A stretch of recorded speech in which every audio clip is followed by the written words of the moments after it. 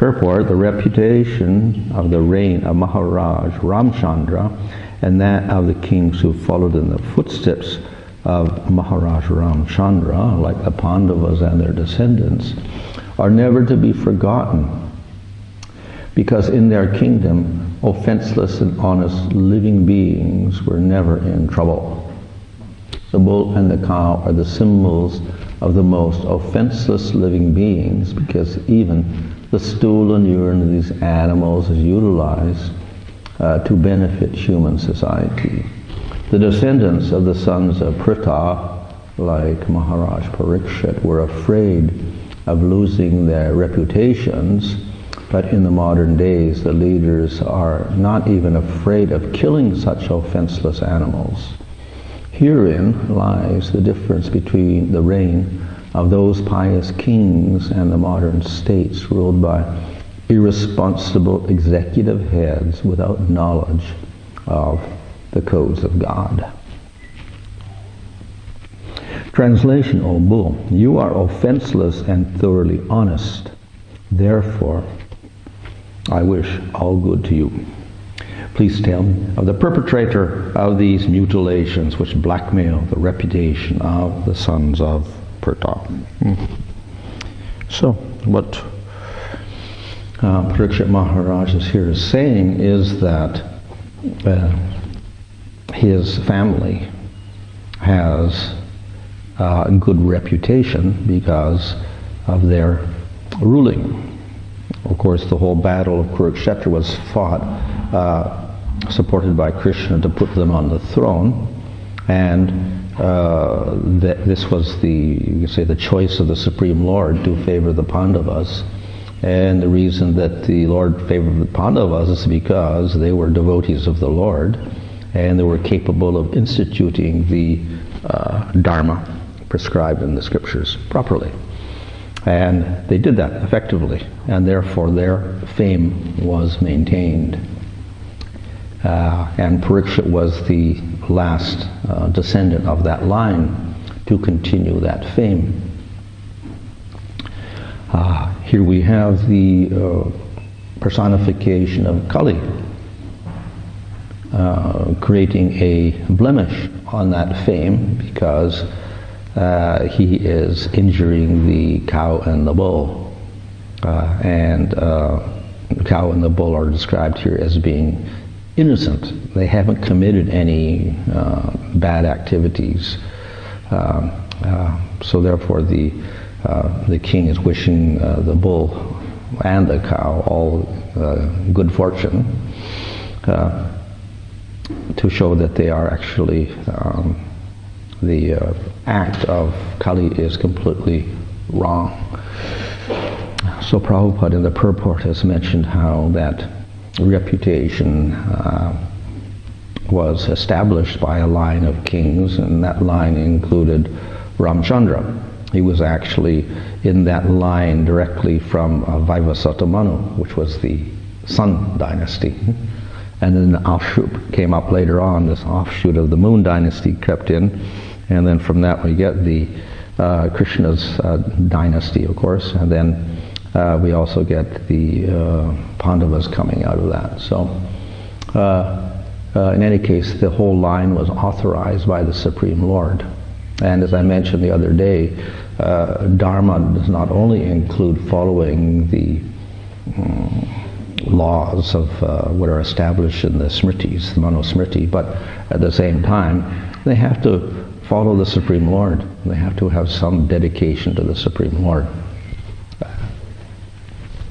This is what is missed in these governments, and therefore here at the end Prabhupada says they're irresponsible executive heads without knowledge of the codes of God.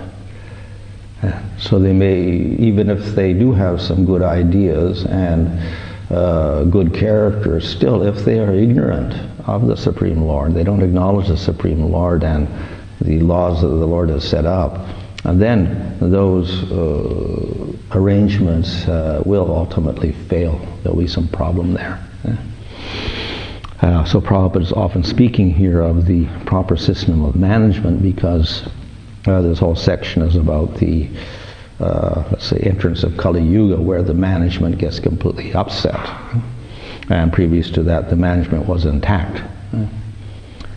So because in the previous yugas, the lines of kings were intact and Dharma was established nicely, we didn't get such acts as Kali is committing here. And therefore people could go on practicing very nicely spiritual life and prospering in the material world.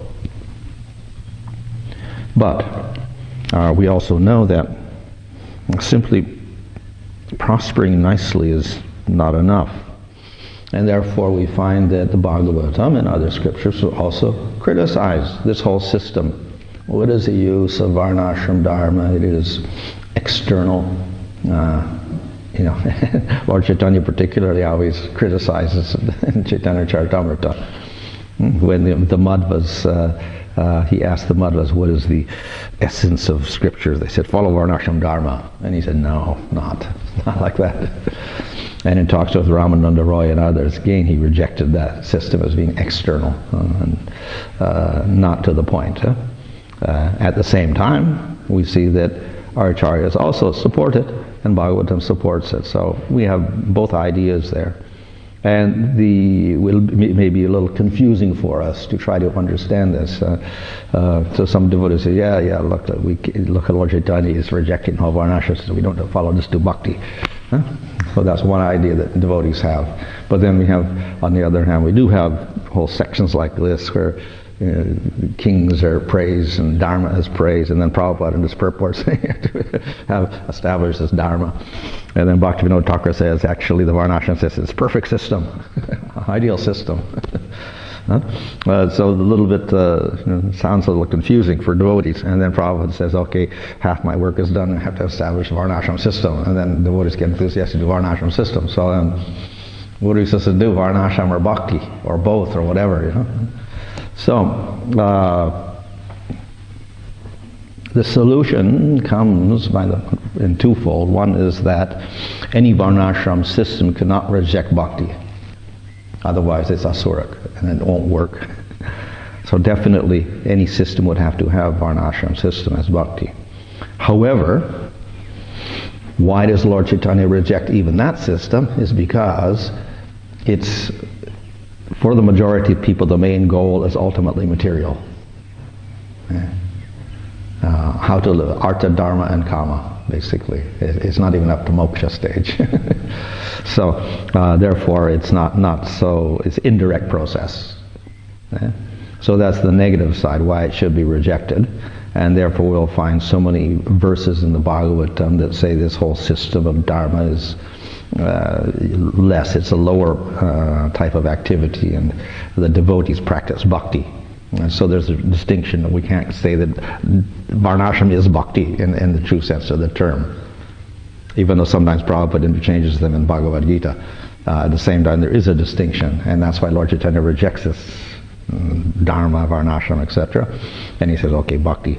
So yes, there is bhakti within that Varnashram system. It's directed towards the Supreme Lord. There is some worship of the Supreme Lord, but its main import is to let the people get their material satisfaction because they're at a lower qualification. It's for people who are the majority, who can't understand about spiritual life. So it's to raise them up to the level where they could start taking the spiritual life. In that sense, it's indirect. So it's not directly out of material life you get to bhakti. It's a indirect step.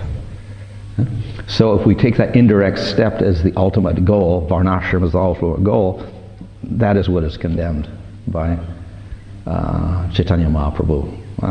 And of course the goals are material, not spiritual. Bhagavatam also says that all this arises through the gunas. Of course Krishna says, I've created the Varnashram system, but at the same time, technically that whole process arises through Rajaguna and Sattvaguna. It's not a transcendental, its origin is not Krishna. It's actually the material energy, and Krishna arranges that material energy, and we get varnashram system, let's say an ideal way of handling the gunas for the people in the material world, and it's using gunas to progress upwards. So its origin is prakriti and material gunas. Whereas bhakti is very distinct from karma yoga and jnana yoga. So in 11th canto, Krishna explains that jnana yoga also is not spiritual. When we think, oh, you're going for moksha, that's spiritual, but he says, no, it arises from sattva gun. Because in sattva gun, there arises vidya, or knowledge. So you can get knowledge of Atma, I'm not the body. That arises out of sattva gun. Yeah? So when people come to sattva gun, naturally they begin inquiring, oh, I'm not the body, I'm something else, like this. So then they get Atma Gyan, and knowledge of Atma, of soul. So this is a natural product of sattva gun. So this is a clever way in which the Lord arranges material nature to get people out of material nature. If you get to sattva gun, then you can start getting out of the material world. If you're in tamagun or rajagun, very difficult. You have no interest in it. You get to sattva gun, then okay, we now understand we're not the body. So we see many people, they're living rather sattvic lives, and therefore they also start inquiring and becoming inquisitive. Okay, there must be some higher goal in life, etc. And it's quite popular in the modern world. The people are a little dissatisfied with the lower gunas. So vidya, or knowledge of Atma, comes out of sattva gun. So jnana, the process of jnana, comes out of sattva gun also. Study of scriptures to understand your Atma, etc. Yeah. So therefore even jnana is not anything special, because it's also within the gunas. Its goal, of course, is to get out of the gunas. And like karma yoga, which does not work unless there is some bhakti, jnana yoga also will not give liberation unless there is bhakti, because it's only in the gunas. Sattva gun cannot give liberation. Jnana cannot give liberation. Only something beyond the gunas can give you liberation. So, therefore you have to do a little bhakti along with your jnana.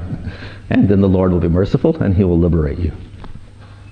So that process of jnana is not independent of bhakti, nor is the process of karma yoga. But their goals are different. So both are considered to be, in one sense, rejected. They're rejected by the devotee because they are stages, indirect stages towards bhakti only. So bhakti, on the other hand, does not belong to the material world at all. It originates from Krishna. So bhakti is defined as part of the Swarup Shakti, or the internal energy of Krishna in the spiritual world, composed of the Samvit and Hladini Shaktis. So if anybody has real bhakti, then it is an expression of the Swarup Shakti of the Lord, which belongs to the spiritual world, not the material world. It does not arise from prakriti, external energy. It arises from the internal energy of Krishna in the spiritual world. So it's quite different from varnashram and karma yoga and jnana yoga and liberation. Very, very different. So to emphasize that difference, therefore, Lord Chaitanya rejects the whole varnashram system as being external, material. So the spiritual process, and even jnana yoga, and the only spiritual process is bhakti, surrender to the Lord. So this is connected directly to the Supreme Lord. So it arises from the Supreme Lord out of the material world. Therefore, it can take you beyond the material world without depending on karma yoga or jnana yoga. So though we can say that karma yoga and jnana yoga are steps to bhakti yoga does not depend on those things. So in that sense, they're rejectable. And therefore, Lord Chaitanya also sometimes criticizes them, and the same Bhagavatam also criticizes these processes. Especially because people get attached to these processes, and then they get stuck there and they won't go beyond those processes. They don't go to the higher goal. So if they don't understand that the karma leads to jnana and jnana leads to bhakti, and they just get stuck either on jnana or on bhakti, on karma yoga, then failure. It's considered useless. Yeah? So we must come to bhakti yoga. Yeah. At the same time, as I said, in the other yugas, they did have a varnashram system intact, and people were more sattvic, so they could readily do the karma yoga and the jnana yoga without too much problems. It was very easy for them to do. And therefore they could follow that process and come to sattva, and then take to bhakti yoga very easily, naturally. And would have no difficulty in really following that process of bhakti once they got faith. Unfortunately, with the advent of Kali Yuga, here coming in and destroying the bull and dharma, which means ultimately the varnashram system gets destroyed. Only 1/4 left at the beginning and gradually declining. Very difficult to reestablish that whole system. And particularly because the kings also disappeared. Very, very difficult. But though it is a very disastrous position, because compared to the other yugas, where the kings are gone, dharma is gone, not so favorable, tamaguna is prominent, but bhakti is independent. So it survives in any case. And whether you have that system or whether you don't have that other system there, it just goes on somehow or other. And then when one practices bhakti yoga, as we see mentioned in the under Subhada, the second quality of bhakti mentioned in the first section of Nectar of Devotion, the second quality out of the 6 qualities of bhakti. First is kleshagni, destruction of suffering and karmas, etc. Second is bestowal of good qualities. So when you do bhakti, then all good qualities arise. So the qualities of the devatas become apparent in the devotee. But of course, the devotee is not interested in even the deva qualities. They get spiritual qualities like Krishna. In any case, when one develops bhakti, then naturally good qualities arise and anarthas are destroyed. So therefore, this is very favorable for his development. Whereas previously they had to rely completely on this system to regulate your qualities, regulate the Sudras and the Kshatriyas and the Vaishyas and the Brahmanas, so that they would maintain some sort of qualities and progress upwards. If we do bhakti, then naturally the qualities all will arise naturally. So in that sense, there's less dependence upon that varnashram system. However, we do have, we're going through a stage, anartha nivritti, so we don't expect to suddenly be perfect and ideal in our character and whatever. It's going to be some struggle along the way as we go through the process of destroying the anarthas. So therefore, we will have difficulty, we will have these problems coming up, and we do have to try to control them. So there are various ways we can do that. So one is that we can take assistance of the rules of the varnashram system. So Bhaktivinoda Thakur calls this secondary bhakti. It's not primary bhakti like chanting the holy name and worshipping the deity and associating with devotees and hearing Bhagavatam. That's direct bhakti. That's spiritual world. But we can take assistance of the elements of varnashram which are favorable for bhakti and incorporate that into our lifestyle as well. So in that sense, we can use the varnashram system. And we see at Lord Chaitanya's time, Lord Chaitanya was in the varnashram system.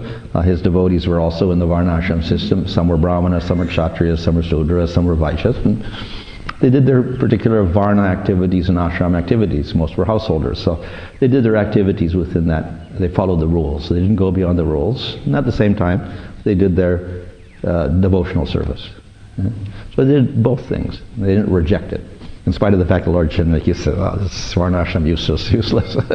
Still, even he followed the rules of sannyas, which is part of the varnashram system. When he was a grihastha, he followed the grihastha rules. So, and when he was a brahmachari, he followed the brahmachari rules. So he went through the whole system also. So it's not that he completely rejects everything, but we accept those things which are favorable for bhakti because we're going through anartha, nivritti, etc. So that helps to regulate us to some degree. So in this way, a devotee grihastha, then particularly grihasthas, then they have to get some regulation. So they try to follow varnashramic rules as much as possible to regulate their activities, their occupation, to regulate family life and interactions with others. So in that sense, they can follow some of those rules. Therefore, they are an assistant to bhakti, and the devotee doesn't have to reject everything unnecessarily. That's also artificial. But nevertheless, the idea here is that in Kali Yuga, we have to put an emphasis upon the bhakti part of it, the sadhana part of it, over all the other things. If we try to establish a varnashram but the bhakti is not emphasized, then it's bound to fail. It's not going to work at all. So we have to emphasize the regular sadhana, and along with that, then we have supporting elements from that varnashram system. We have to see what is favorable, what we can implement of it to help us individually and as a group, let's say, stabilize the society and the individuals. Therefore, not completely rejected in most cases. Bhaktivinoda Thakur says, there are some people that can reject, but you have to be qualified to reject. And if you're not qualified, then it's a disaster. So in Lord Chaitanya's movement, after Lord Chaitanya, generally they all remain householders. But then we get a group who were renounced. Those are the Babajis. So they were so renounced they didn't even stay within the varnashram system. They did not even take sannyas. So they were beyond all ashramas and all varnas.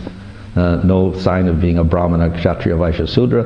No sign of being a sannyasi, grihastha, vanaprastha, or brahmachari. It's completely separate. And those are the Babajis. So that was the ground. But to do that, then one has to be very qualified. Right?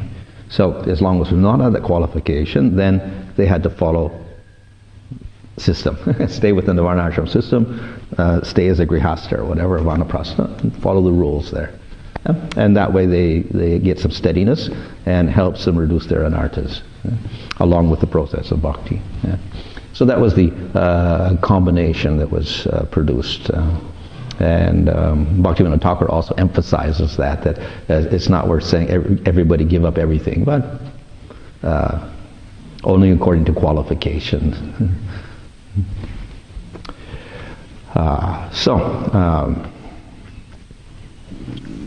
On the top level, if the rulers, the executive heads are irresponsible, then which means that they don't have knowledge of the proper system and they don't recognize the authority of the Supreme Lord, then there's bound to be problems in the modern world. So the only solution there is to elect. At the present time, all we can do is try to elect responsible leaders who understand some of the principles at work here, that there is a Supreme Lord and there are certain minimum standards that everybody has to follow in terms of sin and pious activity, in terms of violence, minimizing violence, etc. If you don't follow, then we're going to have problems. So that's emphasized here by the fact that the cow and the bull are getting slaughtered by the personification of Kali Yuga. It's not the only problem, but of course it's one of the problems, that is the animal slaughter. So the animal hasn't committed any sin, yet we're killing the animal. So that's considered to be, it will destabilize our society because we're going beyond our quota, what we actually need. So if it's not stopped, then we'll end up with a problem. We get a discrepancy within society, and then we have to pay the result of that for a sinful activity. So therefore the leader should understand that point of how to minimize that violence on all levels. And no one can maintain that. They can't do that unless they do have that higher taste. And that's why there has to be a spiritual life along with the whole system. Otherwise, people cannot do so. And again, that has to be, no one will elect the leader unless they also have some similar type feelings. And how are they going to get those feelings? Because everybody's in Tamagun. They'll elect a Tamagun leader. So it's like, what to do? So from Lord Chaitanya's point of view, the only thing is let them hear the holy name, let them chant the holy name, and then gradually they'll get a little intelligence out of that, and they'll elect the right leaders.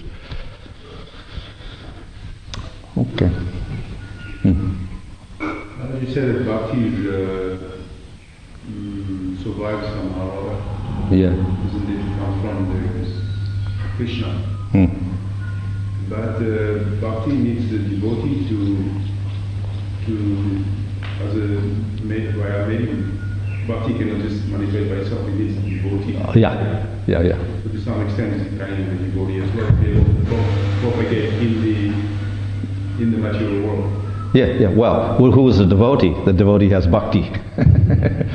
So in other words, yes, to manifest in the material world, the Lord himself can appear as avatar or something, and then people can get inspired by that. But even the demons, they see the Lord, they're not inspired by that also. So that's one system. And the other is bhakti manifests through the devotee, in the Lord himself or through his devotee. So the devotee has that internal energy of the Lord within him. The Atma has that bhakti shakti, which is quite, say, visibly, or I say, graphically manifested when we get to the stage of bhava. So it's called bhava stage because bhava means Hladini and Samvit Shakti get manifested in the jiva. So that's your sthaya bhava, your relationship with Krishna, and you realize Krishna. So before that, the jiva doesn't have that full strength, but he's got some inclination for the Lord, and he's practicing bhakti. So that also is, say, offshoot, or we say a shadow of the Hladini and Samvit Shaktis in any devotee if they're practicing sincerely. So that's how the bhakti spreads, and it's mainly through the Madhyamadikari that it spreads, because the Uttamadikaris generally don't preach. So it's through the Madhyamadikaris that bhakti will go to another person through a devotee that has that bhakti. So in other words, it comes from Krishna, goes to the Madhyamadikari, from the Madhyamadikari it spreads out in the world, and then plants a little few seeds there, and gradually it sprouts in other jivas, and then they get a little bhakti, and they start connecting with Krishna, and their bhakti grows, and they spread it to other people. So it's basically through the devotees, but it's ultimately coming from the spiritual world anyway, through those devotees. So the question is asked in Madhurya Kanambani, bhakti is independent, but then how does it arise? It does not arise from karma, does not arise from jnana, because they're material. How does it arise? Okay, we say Supreme Lord, but then how? And so he says through the devotee. So the devotee has some bhakti, which comes from Krishna. Well, of course, he got it from another devotee. And anyway, mercy. So then, usually if you don't have faith, it won't sprout. So the devotee can give bhakti to a person who already has faith. He has the jiva has a slight inclination for the Lord, therefore the devotee can speak to him, preach to him, and then he can start the process of bhakti, and then it develops that way. So he plants the seed of bhakti, so to speak. But then, where did the faith come from? That little bit of inclination for the Lord. So that also comes from previous lifetimes of getting accidental bhakti. Where did the accidental bhakti come from? From devotees also. There's no devotees in the world that can't get the accidental bhakti. They can't get any prasadam. They can't see the Lord. They don't get any association with devotees or whatever. So the devotees give the accidental bhakti, or gyata sukriti, which creates the faith. After they get the faith, they meet a devotee. The devotee inspires them, plants the seed of bhakti, and then it grows. So ultimately it comes from devotees. So can the proper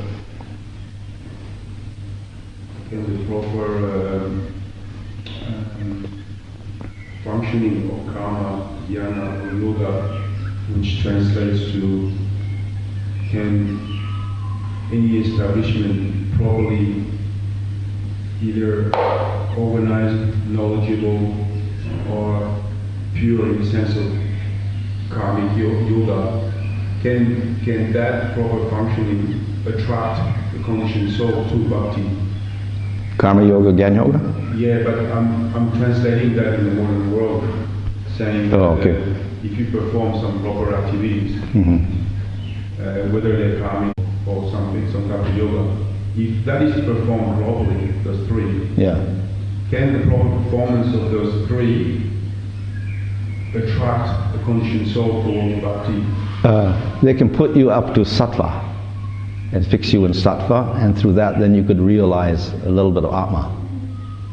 You appreciate, I'm not the body, I'm the soul. In that sense, favorable.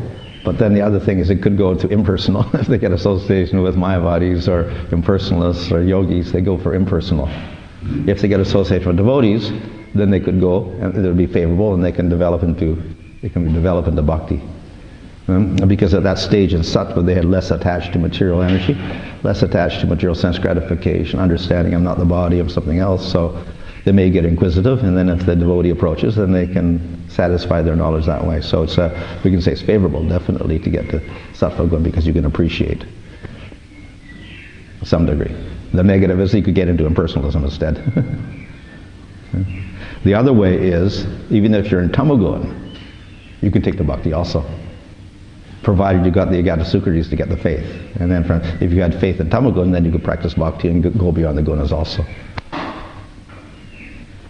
So the answer would be no, in the sense that... Not direct, but once it would help them get to a sattvic position where they can understand they're not the body, they're the soul, and that could be favorable. Not necessarily, but it can be favorable, that they get association with devotees at that point.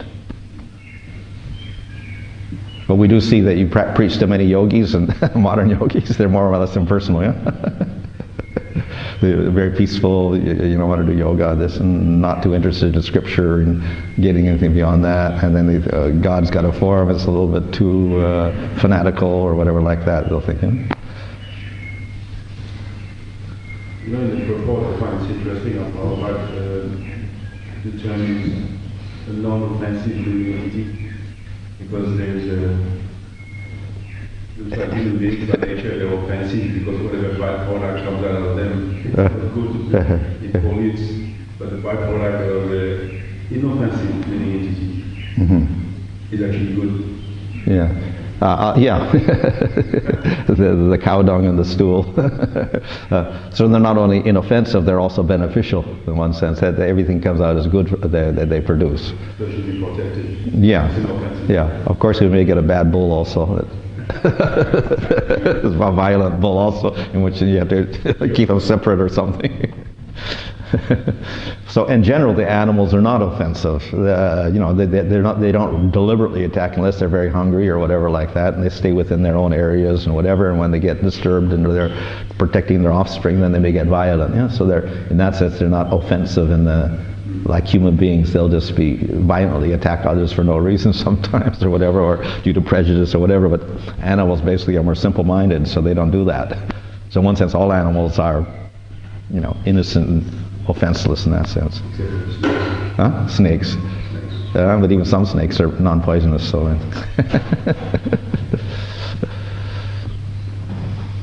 and scorpions.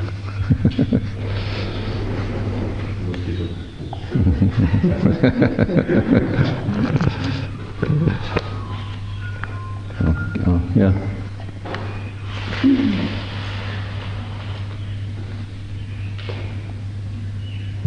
In relation to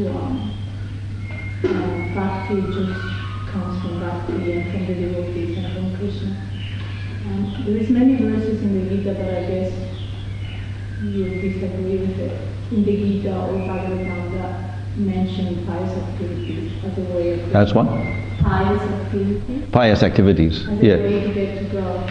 Yeah. But also Krishna said that 4 types of people approach me. Yeah. The ones who suffers and different people. Yeah.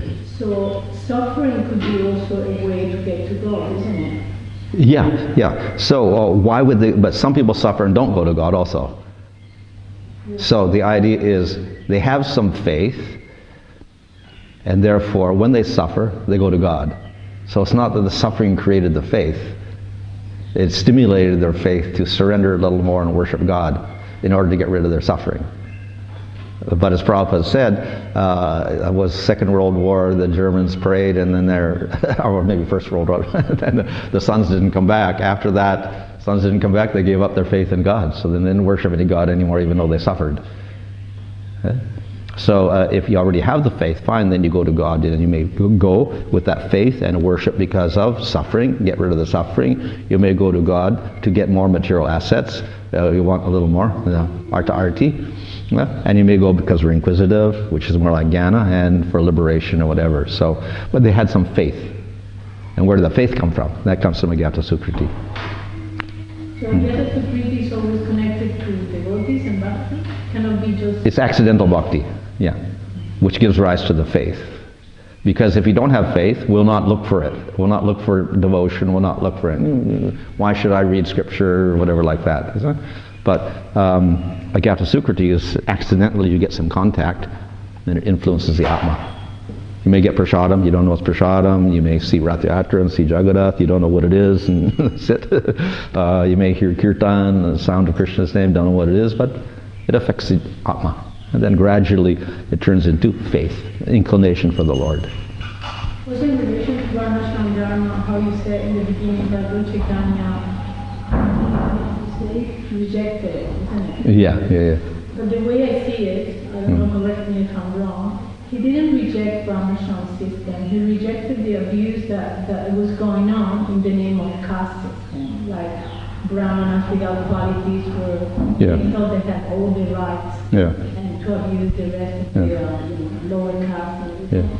But in the same way that Buddha said, do not follow the Vedas because people were just killing animals in an uncontrolled way. So I think it's important to clarify that because otherwise when you hear, Lord Chaitanya rejected Varnashram system, then you feel like, okay, so why Prabhupada? Well, he didn't.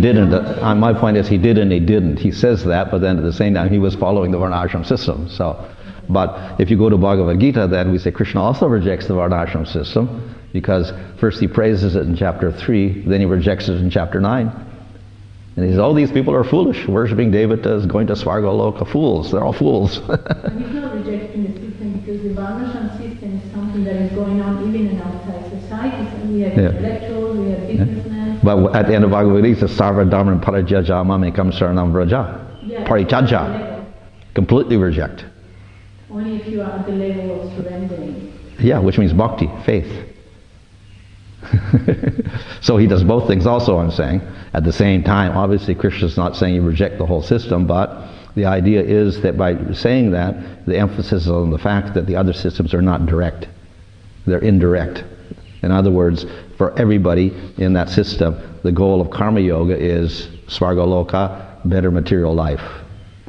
The jnana is for liberation. Get out of the material body, stop karma. It's not bhakti. Bhakti, the direct thing, is bhakti. So there are steps to lead to bhakti. In that sense, they're not rejectable and they get praised.